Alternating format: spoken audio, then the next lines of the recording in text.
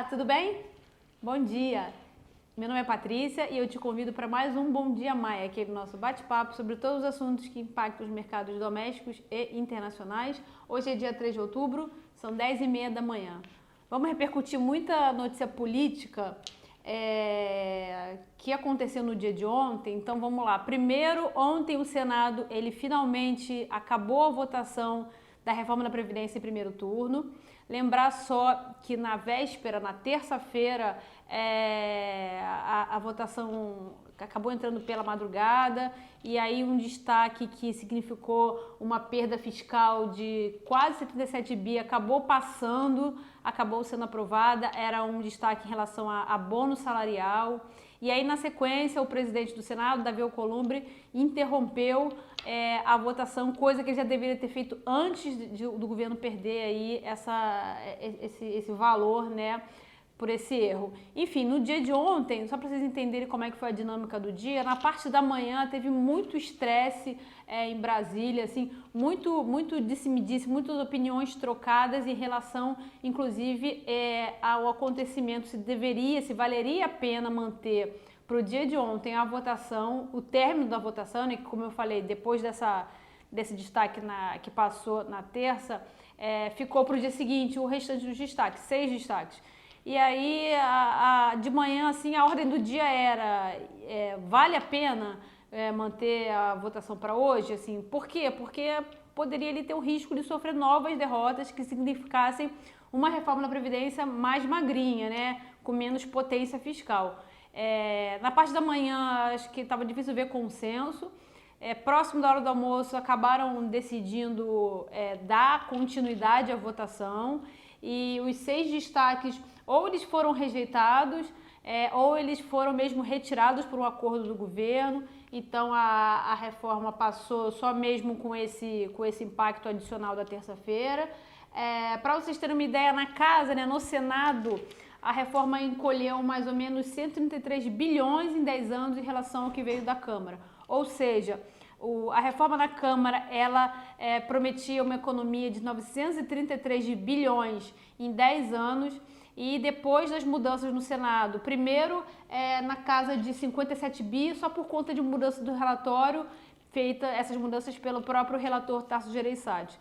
E depois, por esse destaque que acabou passando na terça-feira, a potência fiscal da reforma hoje é de mais ou menos 800 bilhões em 10 anos.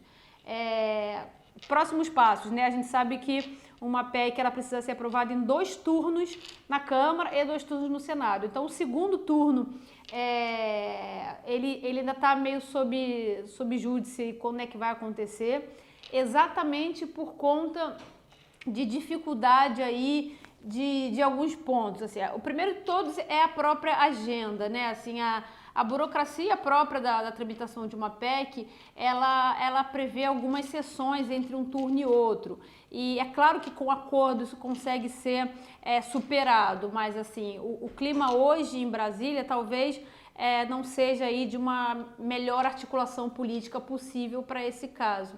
E por quê, né, assim, o pano de fundo, eu acho que hoje, né, imagino que sejam inúmeros, mas os que estão mais bem mapeados são 2, assim. Primeiro é a sessão onerosa, a gente já falou algumas vezes aqui, o Senado aprovou um formato de acordo em que estados e municípios recebem iguais os royalties da sessão onerosa, enquanto a Câmara acha que os municípios devem receber mais, exatamente porque eles estão ali mais próximos do povo. Então, de um lado, os senadores ameaçam não votar caso exista alguma quebra desse acordo que já foi passado. Do outro lado, a Câmara também não quer abrir mão. Então, essa é uma dificuldade que, de fato, acaba atrasando um pouco o processo. A outra dificuldade são nas próprias emendas, né? Todo mundo sabe, e é comum isso, nem tem nada de, como eu vou dizer, ilegal, né? Mas o governo, ele libera emendas parlamentares e é claro que ele concentrou essa liberação na Câmara às vésperas das votações de primeiro e segundo turno na Câmara. Agora os senadores, eles reclamam que eles não estão sendo privilegiados, que só a Câmara foi privilegiada na entrega de emendas. Então isso também pode atrasar um pouco o processo. A gente está olhando aqui o calendário original seria de uma votação na semana que vem, no dia 10.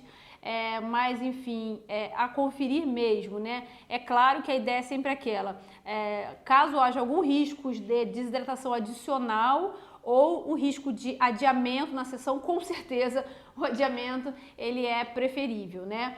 E aí, com essa perda fiscal que eu já comentei aqui, de 103 bilhões, o ministro da Economia, o Paulo Guedes, ele estaria bastante insatisfeito com essa perda, e aí, inclusive, ele disse que cada bilhão vai ser recuperado em uma nova proposta. Como a nova proposta a ser enviada pelo governo para o Congresso seria a do Pacto Federativo, os jornais já dizem alguma coisa sobre isso, que o Pacto Federativo ele deve sofrer aí alguma mudança, alguma alteração no que vinha sendo planejado para que esses 133 bilhões, ou mais próximo disso possível, seja reintegrado ali às contas do governo de acordo com o imaginado. Por fim, aqui ainda em política, ontem os ministros do STF, eles deram parecer favorável àquele entendimento de que, no caso ali dos julgamentos, né, um exemplo é Lava Jato, né, claro, mas assim, no caso de julgamentos, os réus que são os delatados, eles devem falar por último e não os delatores. Então, por exemplo, a situação que motivou todo esse julgamento, né, pensar sobre o assunto, foi a do ex-presidente do Banco Central, o Bendini, que foi favorecido porque, no caso dele, um delator da Lava Jato falou por último no julgamento dele, então fica aquela ideia, ele foi o último a falar, então o réu não teve como se defender, e aí o julgamento dele, de fato, foi revisto. A preocupação agora do STF, é claro, é com uma avalanche de anulações de todos os casos que já foram julgados sobre a Lava Jato, né, no caso da Lava Jato, e que envolveram delação premiada, né? Então, primeiro, o decidido foi, o STF acha que a alegação final deve ser de quem é réu. Ok, mas assim, ficou em aberta discussão quanto às possíveis restrições do alcance, assim, se vai pegar casos passados, se é daqui para frente, isso de fato ficou em aberto. O Dias Toffoli, ele suspendeu o julgamento e sinalizou que isso vai ser retomado no final do mês, segunda quinzena do mês de outubro. É claro que para Lava Jato, e essas foram as manchetes, né, é de mais um enfraquecimento, né, para a força-tarefa. Bem, os mercados hoje, as bolsas em geral estão caindo, inclusive a nossa Bovespa aqui, e aí refletindo aí um sentimento de desaceleração global, que a gente fala bastante aqui, né? Mundo crescendo cada vez menos, então saíram muitos PMIs, índices gerentes de compra, como eu comentei ontem, em desaceleração. Hoje saíram novos dados e tem alguns para sair ainda também, que a expectativa é que sejam na mesma linha. Então você imagina, se o mundo vai crescer menos, é óbvio, né? É lógico que o ambiente para a bolsa ele não é positivo, né? Então as bolsas vêm sofrendo essa expectativa de desaceleração internacional, a nossa bolsa brasileira acompanha. Já as moedas emergentes em geral estão se valorizando em relação ao dólar, isso porque os Estados Unidos também sofreria essa onda de recessão global, e aí, ou seja, novos ajustes na curva de juros seriam feitos nos Estados Unidos, ou seja, novos cortes pelo FONC, então isso faz com que as outras moedas se valorizem em relação ao dólar. A gente também está acompanhando esse movimento, o real tem valorização no dia de hoje, e a curva de juros performando positiva, exatamente aí respondendo essa valorização do câmbio. Bem, por hoje é isso. Vou só lembrando a vocês que no dia 10 de outubro, às 10 da manhã, a gente começa a gravar ao vivo. Não esquece, anota aí. Tchau, tchau.